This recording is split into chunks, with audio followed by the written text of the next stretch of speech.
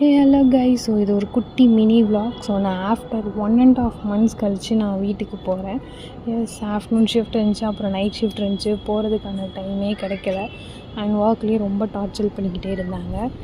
இப்போ தான் independence day 4 days லீவுன்னு மதுரைக்கு கிளம்பிட்டேன். ஸோ ஏர்லி மார்னிங் ஆஃபீஸ் முடிஞ்சதும் டேரெக்டாக ஆஃபீஸ்லேருந்து பஸ் ஏறிட்டேன். அப்பா பிக்கப் பண்ண வந்துட்டாங்க.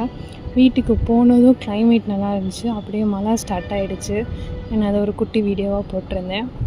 அண்ட் வீட்டில் போனாலே அம்மா கையில் சாப்பிட்றதா முருகலான தோசை, அப்புறம் சாதம் எல்லாம்.